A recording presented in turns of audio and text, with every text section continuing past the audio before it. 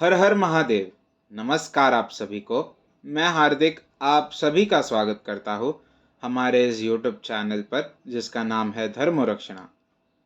अनंत काल से सनातन धर्म अपने इतिहास और उसकी विशेषताओं के लिए जग प्रसिद्ध है।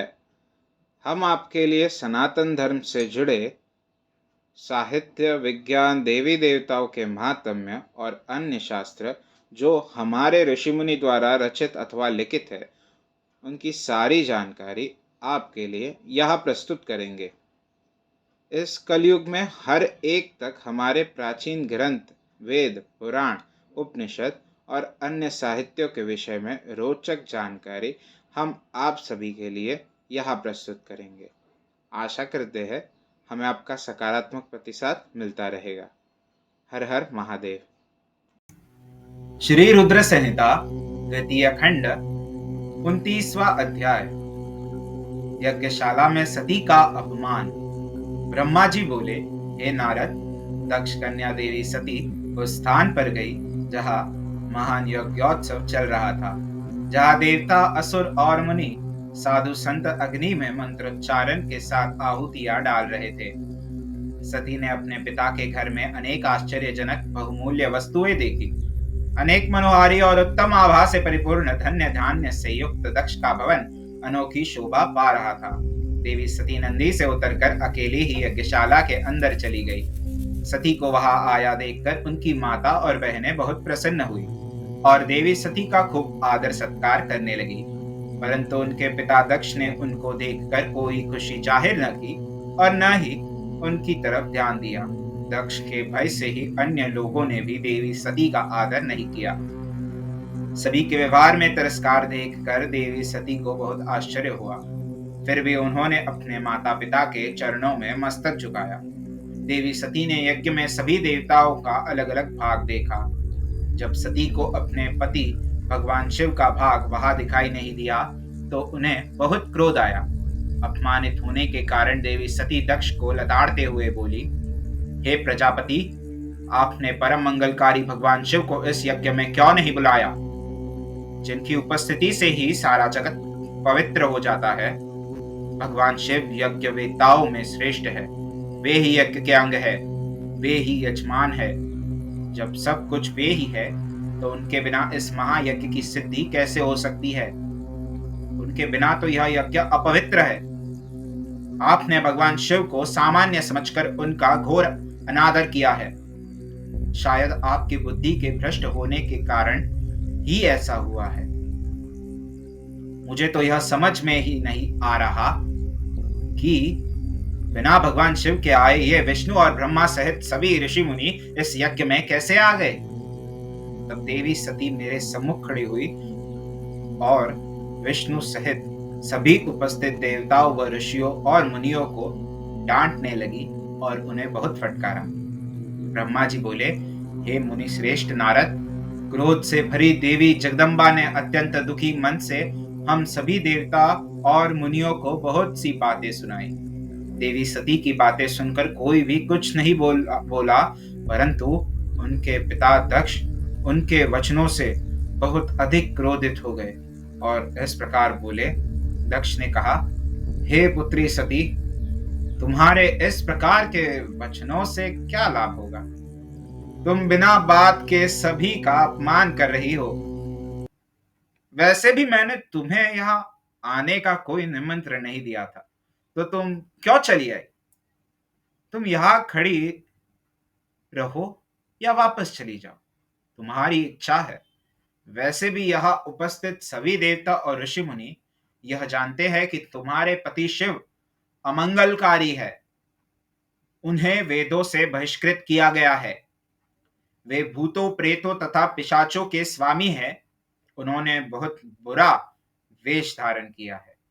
इसलिए मैंने रुद्र को इस महायज्ञ में नहीं बुलाया है। मैंने बिना सोचे समझे ब्रह्मा जी के कहने पर तुम्हारा विवाह उनसे कर दिया।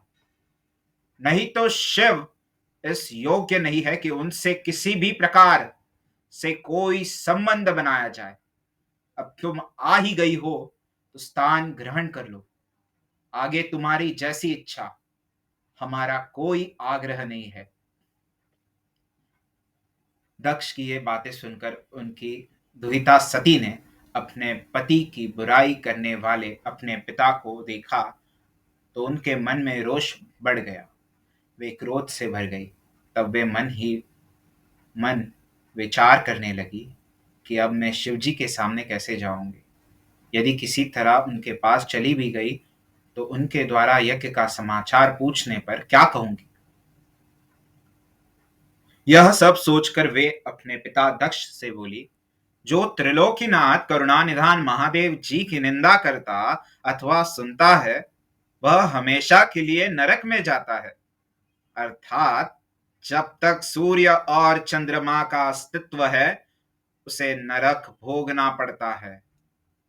इस प्रकार देवी सती को वहां आने पर बहुत पश्चाताप हो रहा था।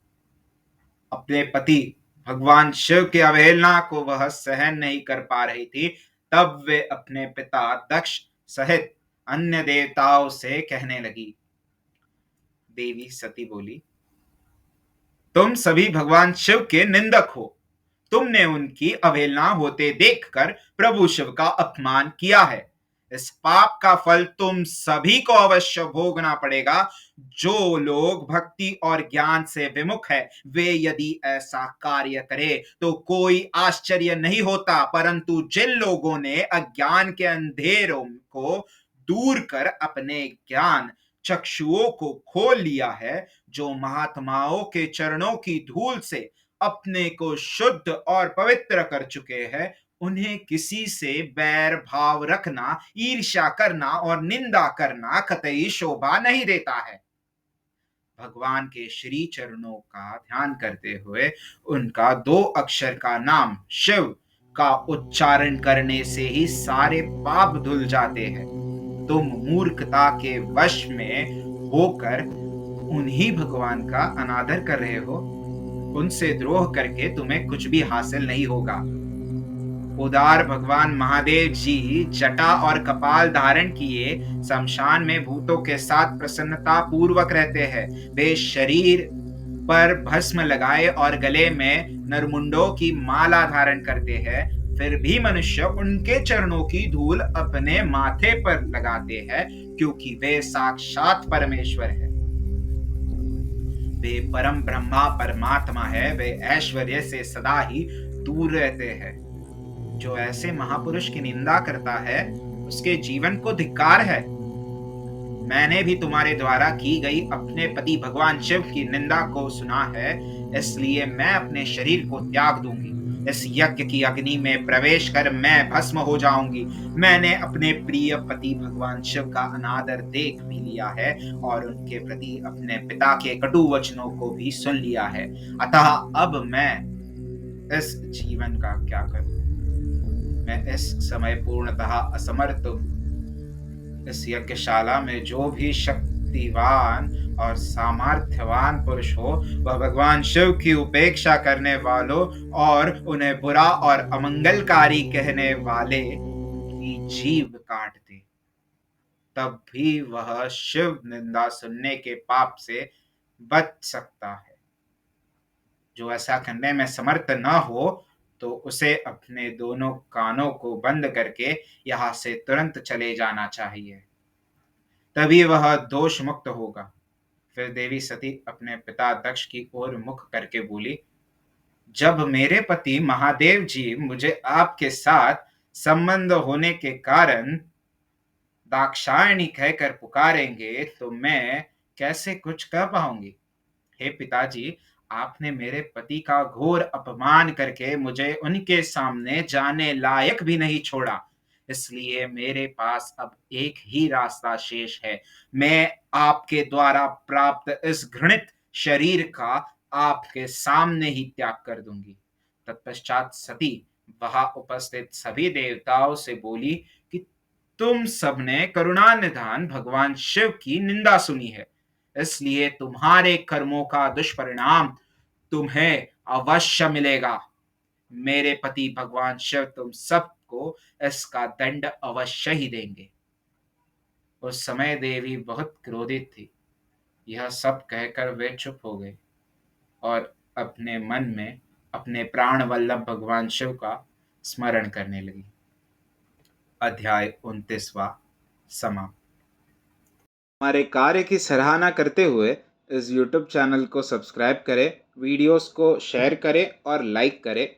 हमारे कार्य मानव जाति के हित हेतु अधिकांश मानव जाति तक पहुंचाने में हमारी सहायता करें। भविष्य में हमारे सनातन धर्म के विषय में अधिक जानकारी प्राप्त करने हेतु हमारे साथ बने रहे इस YouTube चैनल पर, जिसका नाम है धर्म रक्षणा।